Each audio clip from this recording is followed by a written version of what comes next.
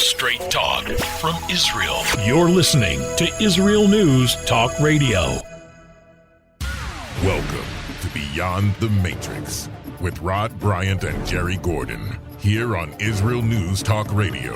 Unplug. Strap yourself in because you are about to move beyond the Matrix. Boy, have we got a scoop for you today. This is going to be a brain, what do you call it? A mind blower. You got to hear this. Can you imagine if this country right now could get a trillion plus stimulus without it costing a thing, without one taxpayer paying a thing? And as a matter of fact, who would pay for it? Well, not only that, but it would reduce our national debt. Right, but tell them who would pay for it. China. Right? So you know what? Yes. We're going to see it. It's obvious we have somebody in office that very well might push those buttons. It is as simple as a signing of a document or a letter of request. There isn't need for lawmakers to get involved and to vote this in. This is something that's been going on since the 1915, right? Somewhere around there. Well, it's been going on actually since Henry Kissinger got treaty signed in 1979 that allowed China to enter into our capital markets here in the United States. Right. So we're sounding the alarm for our listeners to pay attention. Whether you're in Israel, whether you're in the United States or other countries, China is slowly and surely on an economic warfare to capture land. They don't need troops to do it. They have the almighty dollar or yen. So with that being said, what we're talking about are some very old bonds that people bought during the war that are not being paid. China has refused to pay them, and it's time to call them on their game. Introduce our guest real quick. We have about 40 seconds. Our guest is Ms. Jana Bianco, who's the real U.S. successor to the late UK Prime Minister Margaret Thatcher. I call her the Iron Lady of America. Yeah. She's a horse and cattle rancher in Middle Tennessee. She had a career with her family in rodeo events all across the American West. And she woke up one day when somebody walked in with these Republic of China bonds and said, I want to cash them. We'll be right back after these messages.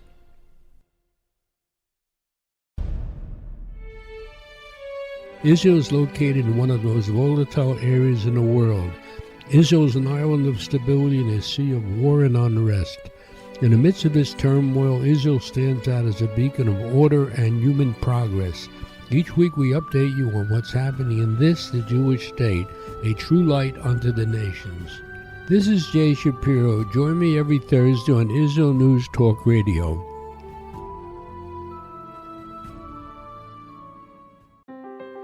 Be biblical. Be beautiful. Wear your crown. Wrapping is my crown.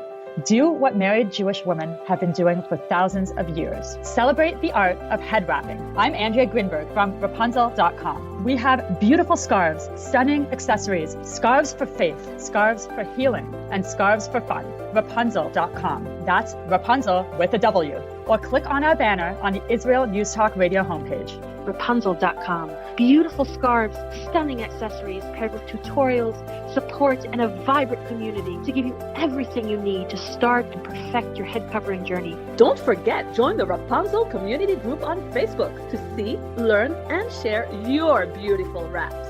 That's Rapunzel with a W on Facebook. I love Rapunzel. I love Rapunzel. I love Rapunzel. Get 10% off your purchase with promo code RADIO. Go now to Rapunzel.com. Welcome back to Beyond the Matrix, here on Israel News Talk Radio. We know that you're listening to Beyond the Matrix here on Israel News Talk Radio, reminding you you can watch the show live on YouTube when we are broadcasting. So go to Nativ, Netiv, online, one word, Nativ online, and you'll see a channel there that says Beyond the Matrix. We really appreciate you watching. Also, leave comments. We like the comments that you're putting down and the curiosity. Before we went to the break, Jerry, you had asked a question. Why don't we refresh it and drive on? Well, the question is fairly straightforward. Jono, why is it we have legislation pending in the Congress talking about imposing sanctions and also suing China under some form of sovereign jurisprudence to recover compensation from folks versus essentially what we're talking about, which is a giant debt swap? Why don't you cover that? Well, while I commend members of Congress, both House and Senate, for filing legislation in good faith to try to make a difference. As we know, China is currently protected under foreign sovereign immunity protection in the courts as a result of the Jackson versus PRC case in the late 70s. However, you can have judgments all day long, just as they did in the Jackson versus PRC case against China or a sovereign government. But if you do not have an administration willing to stand up and enforce that judgment, well, then it's all for nothing. And that's kind of what I see taking place, that has always taken place in the past. However, I do believe that there will be a significant difference under Donald J. Trump, because he's made it clear he does intend to hold China accountable. So who in the administration is the point person essentially for getting this done? Well, obviously the president. Everybody serves under his leadership. We were very, very blessed following our meeting with President Trump. He personally reached out to Secretary Mnuchin and asked him to meet with us to brief him on this issue, the importance of this issue, and the difference that this issue will make across America. At the time, Secretary Mnuchin, of course, was in the middle of what we now know as the Phase 1 China trade deal, and had 150 things on his plate. Unfortunately, we were not one of them at the time, but things have changed. And we can do this debt offset without having to have new legislation passed in the Congress and supported, because the laws are already there to do this. It's a matter of the president saying enough's enough. China, we're holding you accountable to play by the very same rules that we as Americans play by in the rest of the world, and giving those directives to uphold this debt and doing a debt swap. Besides the example of the UK selective default negotiations with the PRC, can you give any other examples of successful governments paying off prior regime debt? Absolutely. I mean, Germany's still been paying on the Weimar debt. We have the French bondholder group that I referenced previously was responsible for getting Russia to pay pre-Tsarist ever debt. I mean, Britain just, I believe, last year sent a payment on loans they made from the U.S. during World War II. So successor governments do pay their debt. And we expect China to do the same. But they will not unless told to and forced to, as we saw in the 1987 China BRIC Treaty under Margaret Thatcher. Well, I really see that dangling the carrot of debt swap would be a very good one to go with, wouldn't you think? I do believe so. It should be done. I can assure you that if the roles were reversed and this was a debt that the U.S. owed China, China would have already stepped in, taken airports, railways, ports, infrastructure, just as we've seen around the world, especially in your African region, in Sri Lanka and all these other places. Right. And we see the move that they're trying to make in Israel, which is very frightening, as they've infiltrated in and they dangle their money. They're corrupt. They pay corrupt politicians, and it falls on the backs of the everyday person in those countries. That's right. And it's a very serious national security issue. It is. Currently, China has unfettered access themselves, along with all of their state-owned enterprises, on U.S. capital markets. There's no disclosure. There's nothing. Right. Think about the farmlands, the infrastructure, the properties that are owned by China. I really do believe that if most people knew how much they were invested in other countries, it would probably scare them to death. I have no doubt. It scares me to death every day just knowing what they have here in the United States of America and some of our most important infrastructure that they own and control. Just like when they purchased Smithville, the largest pork producer in our country. That is part of our food supply chain. And we now have a foreign government who has made it clear their intentions against the United States and the rest of the world. And that's very frightening to know that it's under the control of the Communist Chinese Party. And think about this, the ports that they owned, not only just in our country, but in Israel, they were talking about selling Haifa port or having them manage it, which I'm not sure they're still doing that. Jerry, do you know? I think the answer is that was one of the reasons why, for example, Secretary of State Pompeo took a time out of his business to fly to Israel to talk to Prime Minister Netanyahu just before the formation of the new government and express concerns about not only the contract for the management of the port of Haifa, but also the award potentially to Hutchinson Water Company of Hong Kong, essentially for the largest desalination project that Israel has undertaken in that regard. And then on top of that, you've got significant Chinese minority investment in Israeli high tech. And so therefore, it creates a national security issue for not only Israel proper, but it also threatens essentially the special alliance between Israel and the U.S.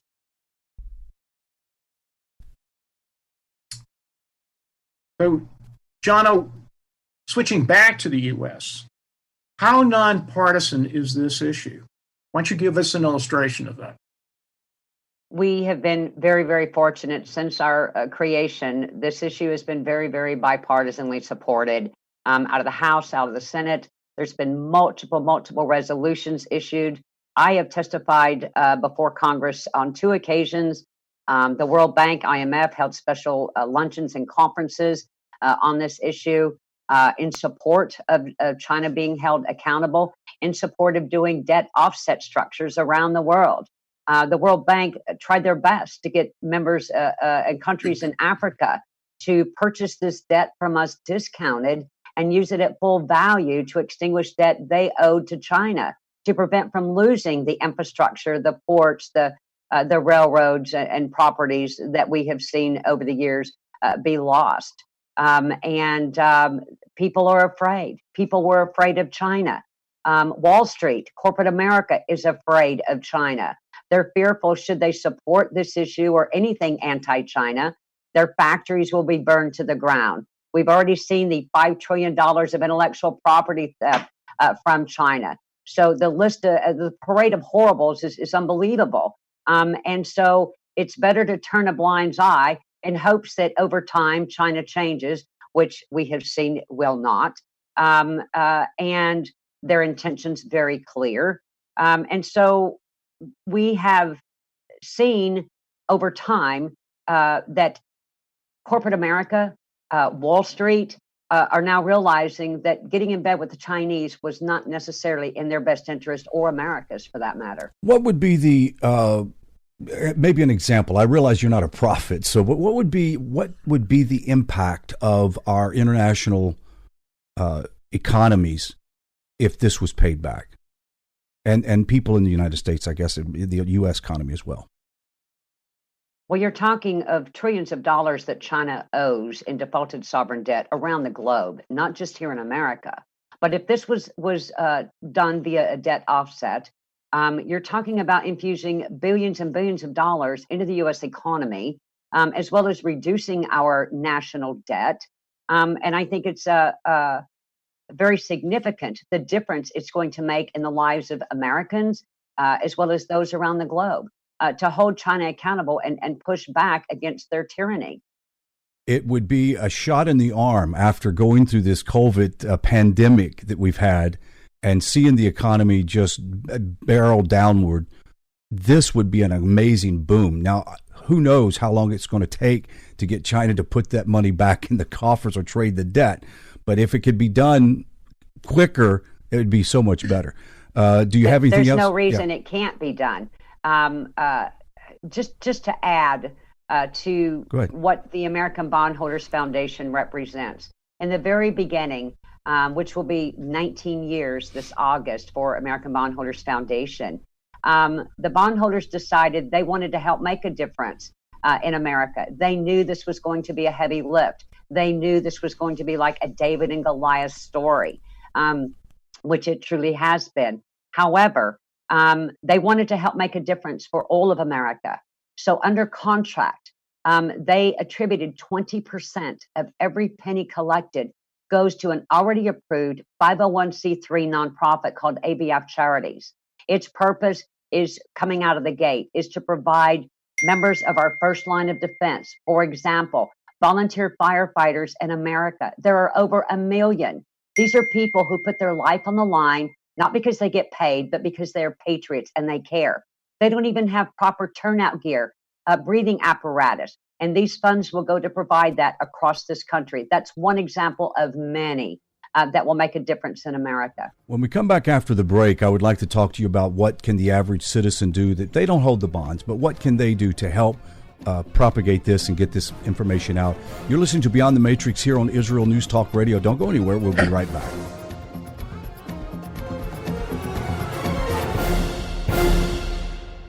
The Tamar Yona Show. Tamar? She's sassy. She's smart. She's funny. But she's also a real Jewish mother. Hi, everybody. I'm Tamar Yona. And yes, I can be all of those things. But at Israel News Talk Radio, I'm here to bring you the news stories and guests that you may not hear anywhere else. Join me live on air Sundays, Mondays, and Tuesdays for the most unique and bold talk radio in Israel. The Tamar Yona Show.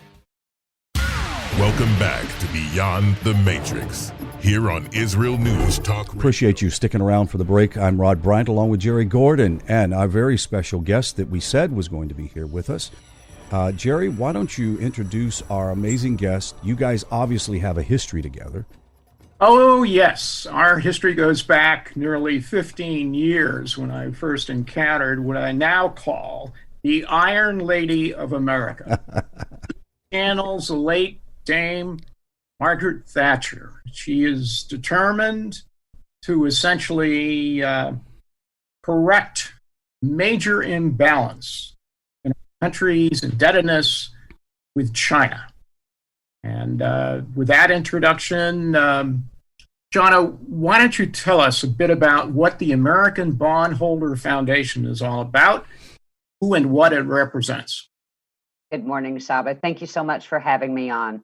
The American Bondholders Foundation was created in August of 2001 to represent individual citizens, everyday average Americans, over 20,000 in 46 states, jointly, collectively, to hold China accountable to pay their defaulted sovereign debt owed to Americans.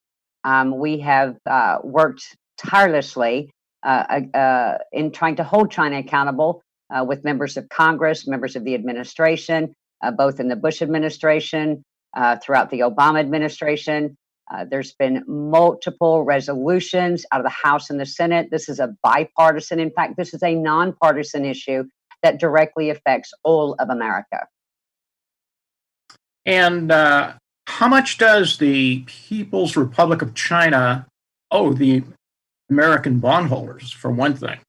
Well, currently, the outstanding debt, if paid in full, would be approximately $1.6 trillion, with a T, trillion dollars. So what's the impact on the U.S. if that was redeemed somehow? Well, basically, what we've asked the current Trump administration is to utilize these bonds to offset against the $1.1 trillion debt that China has of U.S. treasuries. You know, Americans pay their bills. They pay their taxes. Those taxes go to pay interest payments on Chinese-held treasuries, as well as principal payments. There is no reason, and the law allows, at the direction of President Trump, to utilize these bonds and pay China with their own paper, reducing our debt ceiling infusing hundreds of billions of dollars into the hands of the everyday working class American people. You know, that's why we elected Donald J. Trump, was to stand up and give a voice to those that have been forgotten, that have been walked on, roughshod, run over by the Wall Street elites and corporate America that sold us out to China long ago. What would, for just a moment, for the listener that is not familiar with how these bonds were issued and why it's such an injustice, explain that. Well, basically, as we all know, governments issue treasury bonds, issue debt, and people around the world buy that debt to help finance infrastructure and government overhead. And in 1912 through 1914 and so on, what was then the Republic of China issued these bonds in good faith. Christian communities, churches, military personnel bought these bonds to help support our then ally. And of course, as we know, the communist regime of what we know today as the People's Republic of China came in and took over all of China and ousted what we know and pushed Shanghai Shek into what we know today as Taiwan, and then refused to make good on these bonds. But as we know, governments issue long-term debt. So 20, 30, 40, 60-year bonds. In fact, I believe China is actually now issuing 100-year-old bonds, just like the U.S. government does. But in China's mind, if it was issued by a former government, they're not responsible. They shouldn't have to pay that, even though, as we sit here and speak, China is collecting the taxes that were used to underwrite all of these bonds. So zero good faith coming from China as usual. Jerry? Jana, have Americans tried to go to court here in the U.S. to get these bonds essentially redeemed? And what's... Absolutely. You're referring to Jackson versus PRC. In the late 70s, a group of bondholders filed suit against the People's Republic of China. They got judgment all the way up to the highest court level. In their attempts to collect on that judgment, the Minister of Treasury, Minister of Finance in Beijing, sent a scathing letter, a very threatening letter to the U.S. Department of State during Secretary Shultz's tenure, threatening economic hardships against companies doing business over there if the U.S. government didn't get these bondholders under control.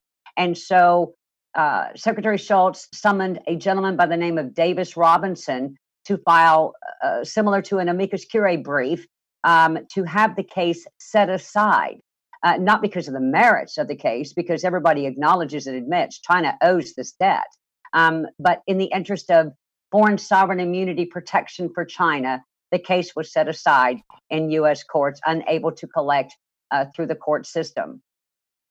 What's been the history in the U.S. of other sovereign debt that's been defaulted on? And what is this peculiar entity in the Securities and Exchange Commission that has actually resolved something like over 4 dozen cases? Well, there was an entity called the Foreign Bondholders Protective Council that was established in 1933-34. Its sole purpose was to represent the everyday average person in collecting on defaulted sovereign debt. There's been 47 previous bond settlements. Why? Because the U.S. government told those countries, you owe a debt to our citizens and you need to pay it. And we recommend you get with the Foreign Bondholders Protective Council's good offices and resolve the issue. We recently just saw with Argentina, where they were required to pay their defaulted sovereign debt. Look, successor government doctrine has, been around for, hundreds of years. It is no different, Saba, than if bonds that the U.S. government sold, U.S. Treasury bonds that were sold during the Bush administration. Does that mean that during Obama's administration, we didn't have to honor that debt? Well, of course we do. And the same goes for under the Trump administration. Bonds that were sold during the previous regime of the Obama administration. Of course, the U.S. has to honor that debt. And China has honored this debt previously. In 1987, my idol and hero, Margaret Thatcher, told China, I'm sorry, you're not going to access our capital markets and take any more money from our people until you start paying what you currently owe. And so China paid and accepted full responsibility for any and all bonds issued pre-1949 by any other government and or territory thereof. And that's a quote from that settlement agreement of 1987. So there is precedent. China's just not been told in the U.S. they have to pay this debt. Now, one of the things I wanted to just ask real quick is this impact of the income. What do you call it? The cashing in of those bonds not only are going to affect American citizens, but Israeli citizens and some people from all around the world. This is not just some thing for the United States, correct? That is correct. Just as we have the American Bondholders Foundation here in the U.S. representing citizens holding this defaulted paper, in France, you have the GNDPTA, officially recognized by the French government. In fact, the French bondholder group filed a formal WTO complaint against China on these bonds. They were responsible for getting Russia to pay pre-Tsarist era debt.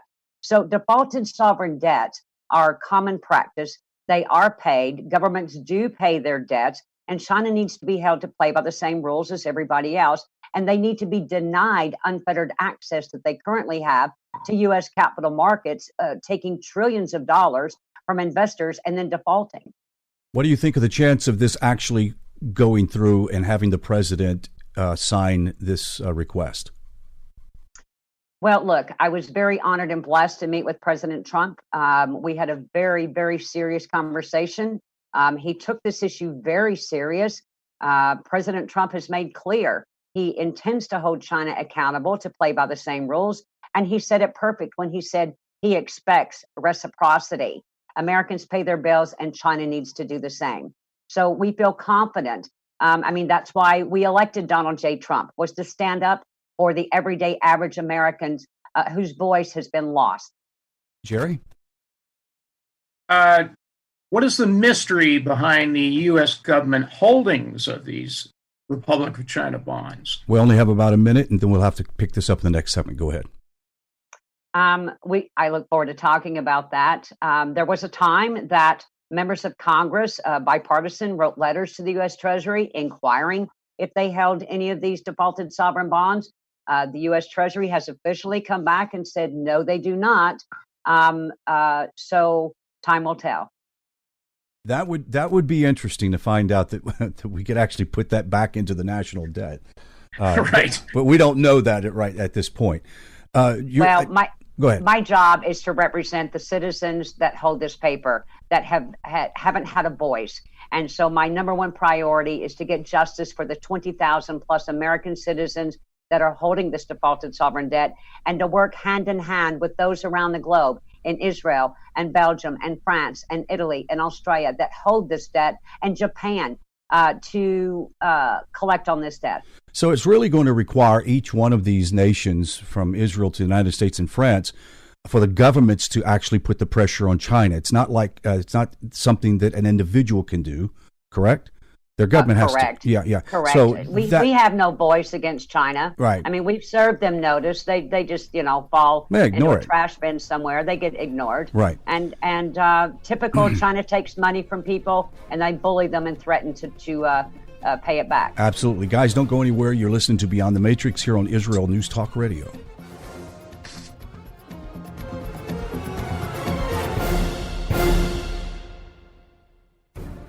In a time where feelings have become fact, where rational thought and common sense has disappeared, one man stands above it all. I'm Howie Sobiker, your political hitman. Political Hitman airs every Tuesday at 11:59 p.m. North American time, 7 a.m. Israeli time, only on Israel News Talk Radio. Are you interested in transforming your life, drawing closer to the Creator, and uncovering the deeper meanings and hidden treasures in the Hebrew Bible? Then join me, Rav Yitzhak Michelson. And me, William Hall, on the science of Kabbalah, where we are seeking to narrow the gap between what we understand of our physical and spiritual worlds. So make sure to tune in every Tuesday at 5 p.m. Israel time, 10 a.m. Eastern Standard Time, here on Israel News Talk Radio. Welcome back to Beyond the Matrix, here on Israel News Talk Radio. This is Beyond the Matrix. I'm Rod Bryant, along with Jerry Gordon and our amazing guest. She is a powerhouse of information about China's debt that they were supposed to be paying and should have paid for, old debt, and what we're finding out, legacy debt. And we'll explain in just a moment. Why don't we pick that up, Jerry, where we were in the break, so we can bring the radio audience up to where we're at. Basically, John, I would like to start at the beginning. How did you ever, as a gal living in Middle Tennessee, raising horses and cattle, get involved with an international financial debacle? To be honest, I was actually seeking venture capital for another project, a seatbelt invention. And a couple of friends, older gentlemen, gave me a couple of these bonds. I had no idea what they were. I sent them to forensics at the request of my attorney to the U.S. Treasury. And in Treasury Department coming back and informing us, yes, they're legit, they're real, they're credible, they're authentic. I'm like, great. Where do I go to collect it? And they said, I said, you're telling me this is no different than a U.S. Treasury bond? And they said, well, China doesn't want to pay. I said, I don't understand. What do you mean? This is a government sovereign bond. Well, it's complicated. China doesn't want to pay. I was infuriated by that because there was nowhere to go. I couldn't go to a bank. I couldn't go to a Wall Street firm. I couldn't go anywhere to collect this debt that China owed. At the time, I had no idea how many people, not only in America, but around the world, were holding this paper. And I began to research it and work on it. And it became my life's mission that China was going to play by the same rules and be held accountable. Our country was founded on justice and law and fairness. And China was going to play by the same rules if they were going to continue to do business in America, as far as I was concerned. And almost overnight, as you said, I live on a farm and I have an old dirt gravel driveway. And at the end, I've got gates. So my livestock, if they get out, don't get out on the road. And every day I woke up to packages from around the world with bonds and letters from people saying, please, will you represent me? My grandfather passed these down to 36 grandchildren because he bought them because he was in the war. He was in our military. And they were promoted to our military personnel to help support our then ally in the wars. And churches, I've had churches contact me that the churches got with their people in the church and purchased these bonds. And so these are bonds that's been passed down to children, to grandchildren, in hopes that someday they would get justice and their investment would be returned. When you think of $1.6 trillion, it's hard to even imagine. I know that when we listen to Congress talk, they throw $1 trillion around like we would throw a $100 bill around, right? It's just another trillion. What's another trillion? But what you're saying, this would be a genuine boon for our economy, with people getting money back into their families that they've wished for and hoped for, but it was like having counterfeit money in their bank. That is correct. Look, at the end of the day, we have the master negotiator sitting in the White House, and I am very confident that he will look out after the best interest of the American people. He will negotiate a resolve. My job is to give him as much flexibility and leverage to hold China accountable as possible. And that's my goal and objective. And we feel confident that master negotiator will do right by the American people and the bondholders. What do you say to the person who is listening? They don't know if they have stock in the family like that or not, but it's immaterial at this point. First, let's talk to the person that all of a sudden they realize, I have this stock available or these bonds available. What can they do to get their voice heard? Is there a registry? Currently, the bonds that the ABF represents, we have physical custody of those bonds, and we haven't taken bonds in for years and years and years. However, they can contact our parent company, Azucena Enterprises, and get representation should they want to get those bonds collected. And that stands for anybody around the world that has these bonds. And that's Azucena, AZUCENA Enterprises.com. We have a website with the instructions. We plan to be a voice for everybody who's gone forgotten and didn't get that representation. Right. What can the average person do to help promote this? What can we do to fan the flames? Well, the American people need to pick up their phone and they need to call their congressman, their senator, and say, hold China accountable, and stop playing around, and quit dragging things on and on and on. We see so much of that. And after 20 years with the American Bondholders Foundation, it's time for justice to prevail. It's time that members of Congress tell the president, we support you in holding China accountable and playing by the very same rules.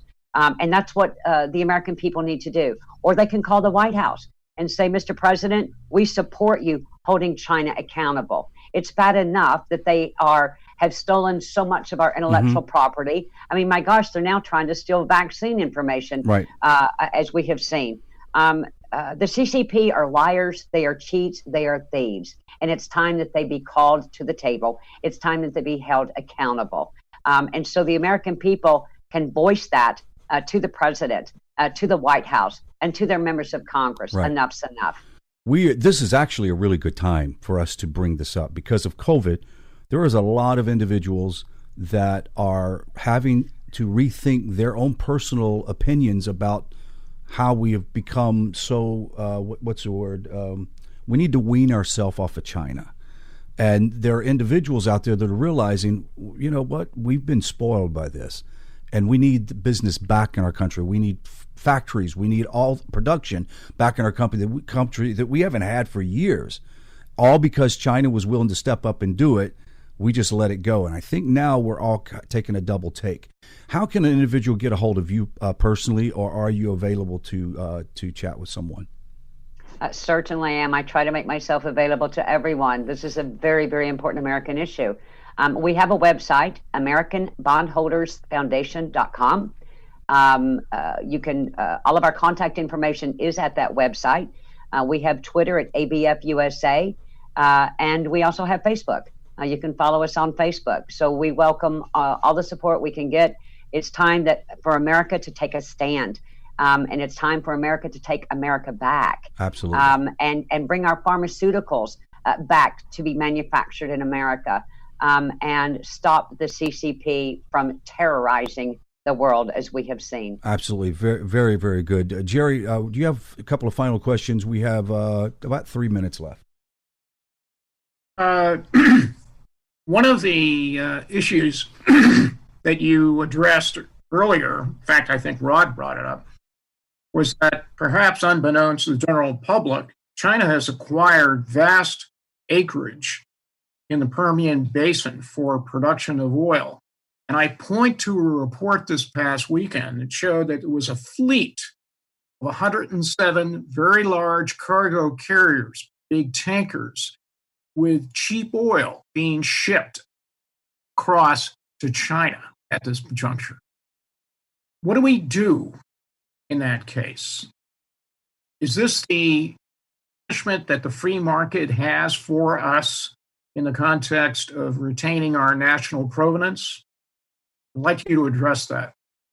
Well, it goes to what I previously said for so many years, which goes back to the 1979 Foreign Claims Settlement Commission under Kissinger, when he basically sold out the bondholders, opened normal trade relations. We saw China move into the WTO to be the superpower that they are today, all for the benefit of Wall Street, corporate America, who wanted access to that 1.3 billion populace to do business in China, that we have seen the devastation from. And the American people so busy keeping up with the Joneses that they weren't keeping the eyes on what was really going on in their country, that we have been taken over from within by the Chinese Communist Party. It's going to be difficult to start turning that back. But if we don't, we might as well all start speaking Chinese. But I think the American people have awakened. I think that's why we elected Donald J. Trump, was to stand up for America, to make America first, and to start pushing back on the Chinese Communist Party and what they're doing to our country. We have, because of the growth of capitalism around the world, even in communist countries, they've been testing it and playing with the idea. There is now a full court press of economic warfare that most people have ignored. And China has been on the forefront of that for years. I mean, been on the forefront. I can remember stories of them coming in, and even some of the Russian scientists would come in and tour Redstone Arsenal or NASA, and they would pick up on their shoes the metal, and they would go analyze and find out what was in the properties. I mean, they have been doing this for, I don't know, for at least decades. And absolutely. It's time that we call it. Yes, China has infiltrated every phase of our government, city, county, state, and federal. And it's time we start pushing back. I mean, look at all their students that come here and go to our colleges. Their job is to get information and report back to the CCP. Enough is enough. We better fight to take our country back. Absolutely. And now is the time. Absolutely. We had mentioned the fact that they own billions of dollars worth of infrastructure in this country. If they wanted to and had the desire to do it, they could put a serious crunch on our country. And I don't think people realize that. They already have, by withholding all of our pharmaceutical supplies. 95%. Think about that. Even our Tylenols, our diabetes medicine, our heart medicine, our high blood pressure medicine, all comes from China. Enough's enough. Enough's it needs enough. To be brought back to the U.S. Well, this has been a fantastic interview. We really appreciate you coming on the show. Guys, until next week, we'll see you. Shalom, shalom. Shalom.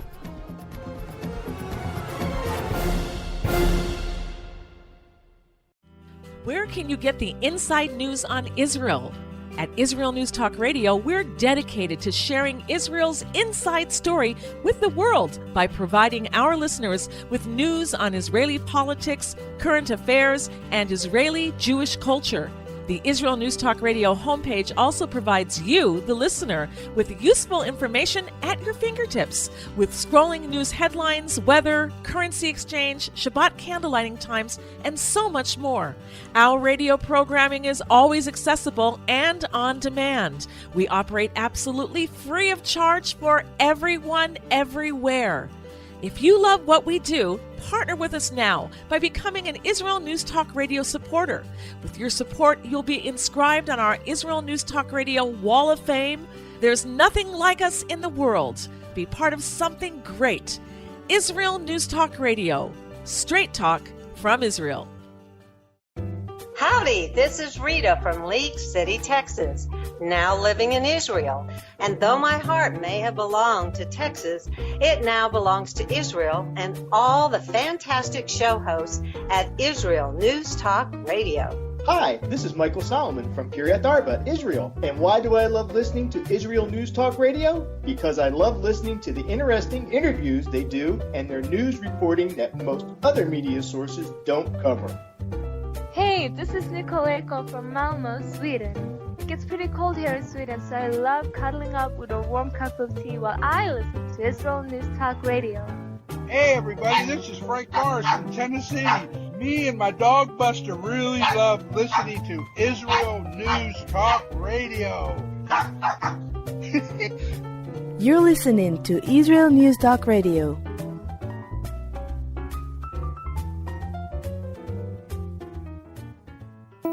News, opinion, and more. You're listening to Israel News Talk Radio.